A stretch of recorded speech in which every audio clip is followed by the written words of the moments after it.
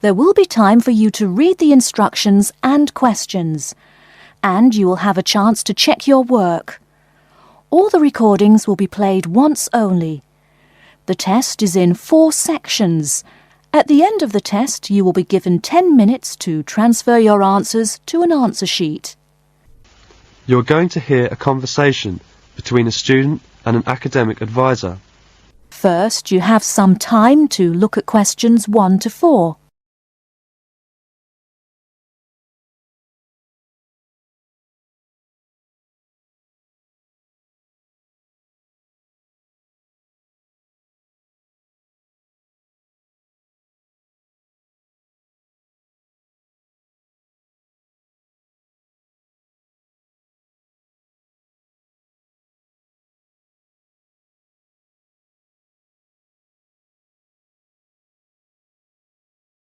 Hello there, you must be Jane. Please come in. My name is Mrs. Dunstan. Hello, Mrs. Dunstan. Pleased to meet you. All right now, let's see. Now, you're interested in attending university in Canada, is that right? Yes, and I have a lot of questions to ask you. Okay, but before I begin to answer your questions, I need to ask you a few questions first. Now, your major is... Engineering. Mechanical engineering. Right, and where did you graduate? I graduated from the Beijing Institute of Machinery in July 1998. I completed my bachelor's degree. Okay, now I'm assuming you'll want to continue studying in that field, am I right? Actually, I'd prefer to do an MBA if possible. But if I have no other choice, then I'll continue in mechanical engineering. Okay, now are you familiar with the requirements for an MBA degree? Yes. Before you hear the rest of the conversation, you have some time to look at questions 5 to 10.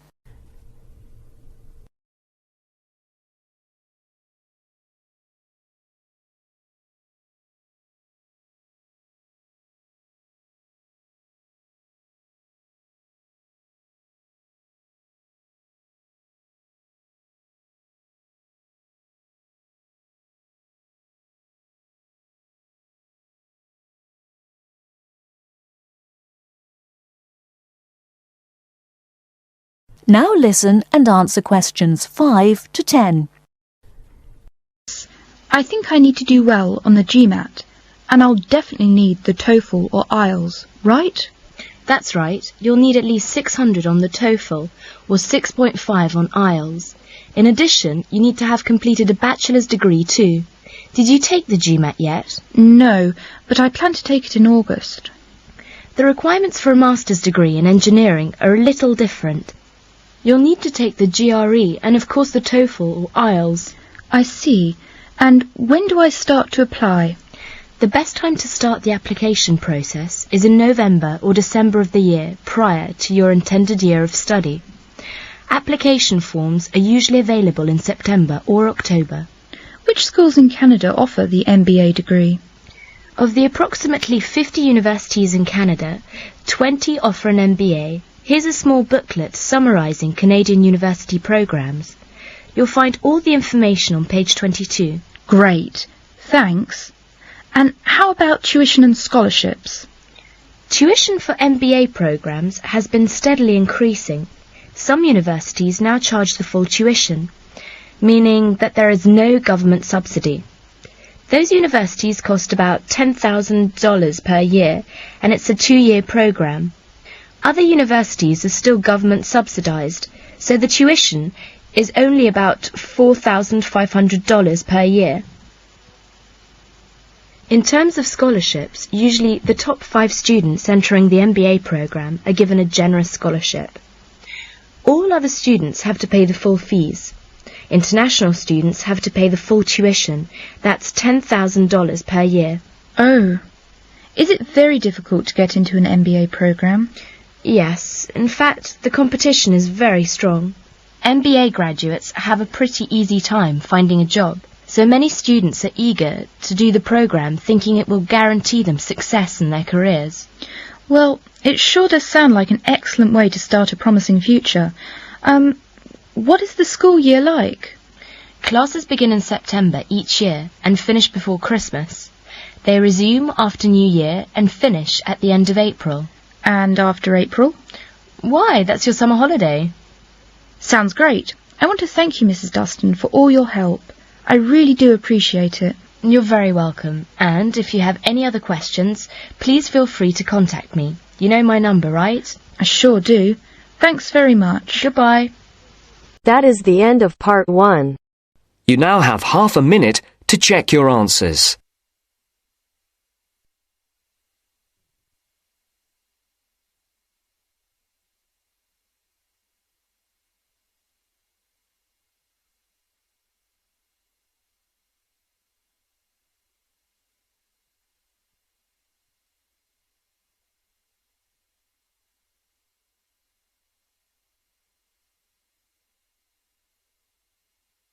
Now turns to part 2. Part 2. You will hear a talk by a tour guide. First, you will have some time to look at questions 11 to 17.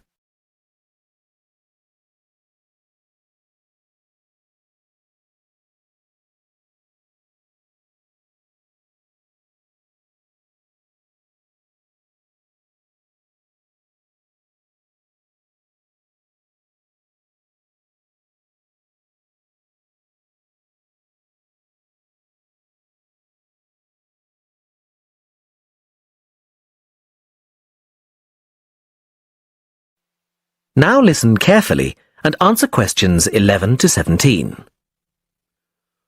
Welcome to San Fernando City Tours. I'm Mark, your tour guide. We have a lot to see in 3 hours, so make sure you're comfortable. We'll be traveling into the historical district first, and then into the town center. After that, it's out to the harbor, and we'll finish up at the lighthouse, just past the harbor. That will take us up to midday, and after that, you're free to do what you want. At the lighthouse, you'll have a chance to visit the tea room and take photographs of the magnificent coastline.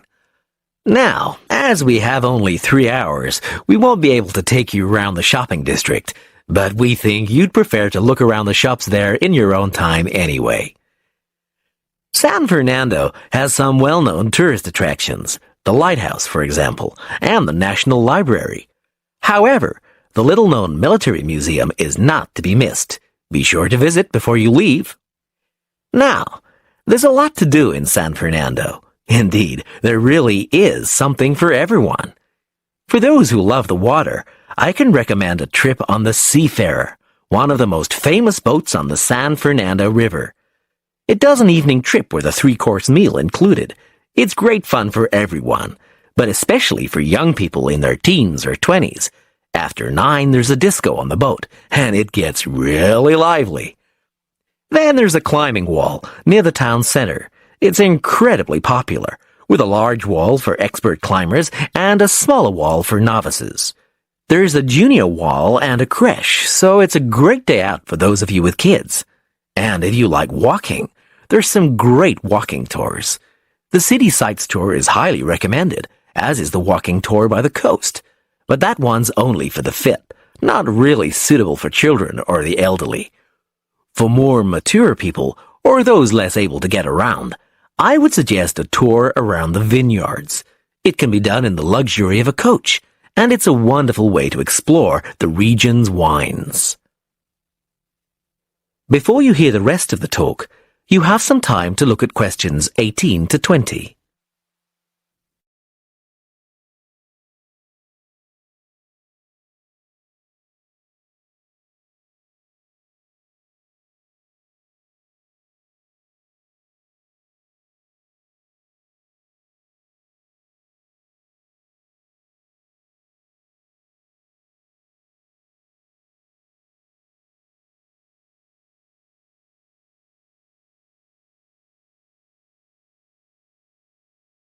Now listen and answer questions 18 to 20.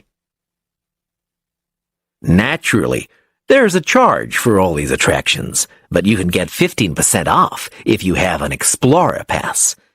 If you don't have a pass but would like one, the driver here has application forms. Just ask him for one and fill it out while on the tour. Then you hand it into the tour office. Normally, it costs $10, but this year it's just $7. When you hand it in, you'll get your picture taken for the card on the spot, and then your card is ready to use. Remember to show it whenever you pay for anything. The discounts apply not just to tourist attractions, but some bars and restaurants. Basically, everywhere you see a red Explorer symbol. We're coming up to the historical district now. If you'd like to look at... That is the end of part 2. You now have half a minute to check your answers.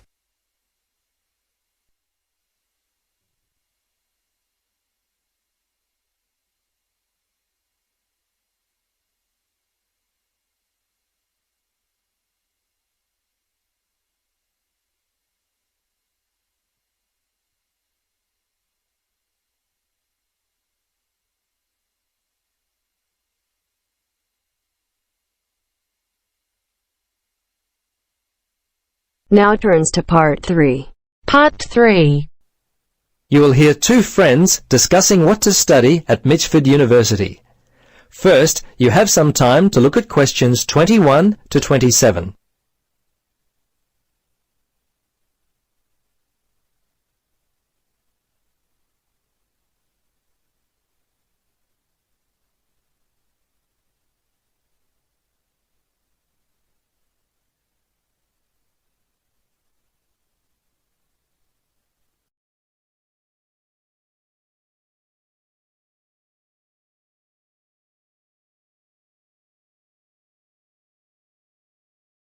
Now listen carefully and answer questions 21 to 27.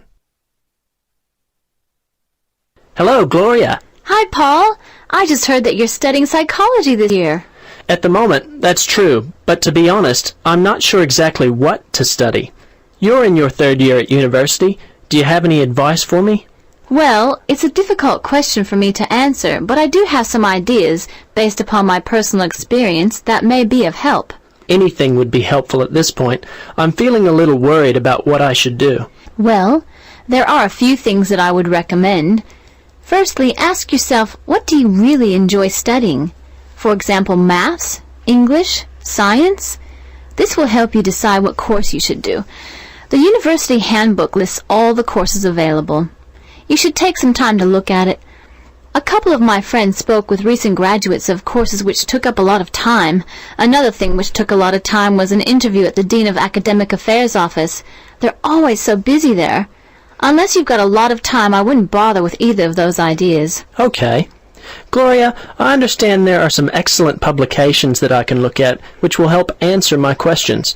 But the trouble is, I'm having a real hard time locating them. Do you know where I might be able to go? Yes, I encountered this very same problem when I was deciding on what to study. I managed to locate a few excellent books that really helped me to decide what was best for me. Now, some of the details will be a little inaccurate. That's no problem. If you could just remember the titles, I'll be able to look them up at the university library. Now, let me just get my pen. Okay, ready? All right. The first book I found was What Should I Do? It was written by Paul Smith, and I believe it was published in 2000 by Smith Brothers. I think this was the best book I read, although Judy Newton's Choosing University Courses was also an excellent help for me. Can you remember what year that one was published? Let me see. Most of the books I read were published around the same year, 2000, I think. I can't remember who published it. I think it was Printers Limited. You'll have to check that one out yourself. No problem. This is just what I've been looking for. Anything else you could recommend? Yes, there was one other book which I remember because my cousin works for the publishers Brown and Tate. He started there in 2002. Anyway, the book's called Surviving University and was written by Julie White. It's an excellent book which came out in 2004. I certainly recommend it. Before you hear the rest of the conversation, you have some time to look at questions 28 to 30.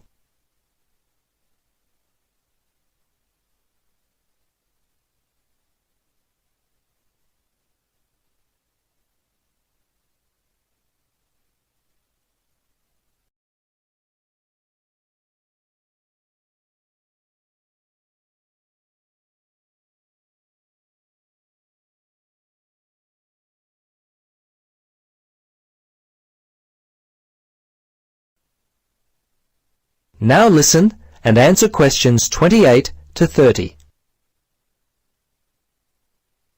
Gloria, this discussion has been so helpful. I wonder if I might ask one more question. Sure. What would you like to know?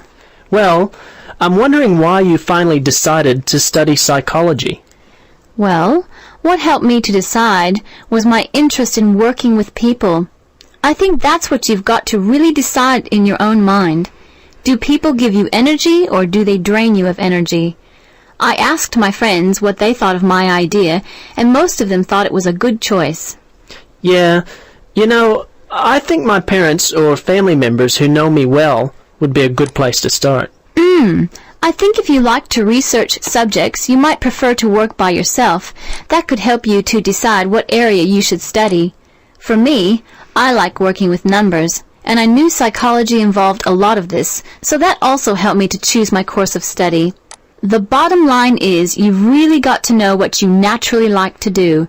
Once you work that out, you simply choose areas of study that relate to those things. Well, Gloria, I can't thank you enough for your time. Would you be interested in joining me for a coffee?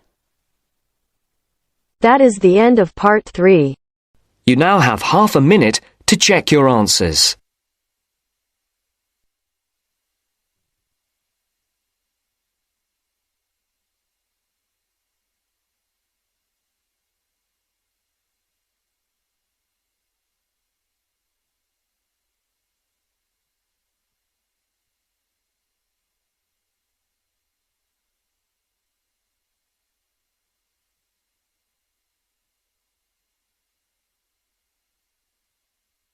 Now turns to part 4.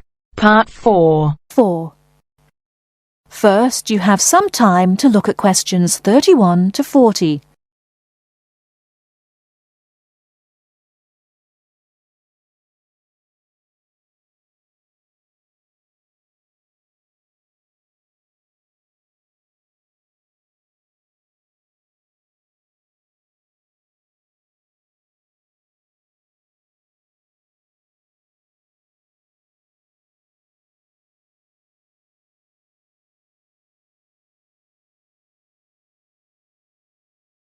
Now listen carefully and answer questions 31 to 40. Good morning. My name is Susan Smith. I'm a personal manager. You're Tom Swain from England. Is that right? Yes. I saw the advertisement about the job in yesterday's newspaper.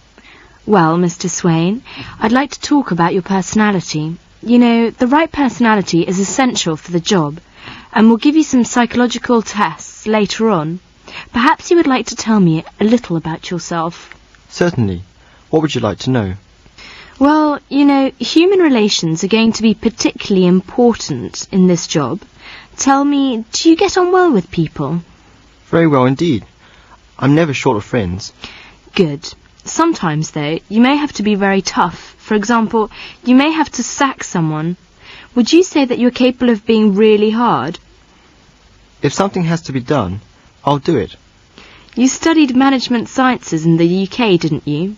By the way, what type of degree did you get? A first class. And then you did a master's degree in America. Tell me, what was the title of your thesis? My thesis? Organisational Factors in Successful Exporting. Tell me, how many foreign languages do you speak? 3. French, Spanish and some Arabic. Oh, I've started learning Japanese. You'll have to work abroad a lot, and that can be very frustrating sometimes. Would you say that you are a patient person? Yes, and I would say that I'm a very patient person. I've never seen the point in losing one's temper. It's very good. Can you keep a secret? A lot of the information you'll be dealing with will be classified. It will be quite safe with me. And then you'll have a lot of reports to write. Often under pressure. Do you think you can write for a deadline? I usually get things finished on time.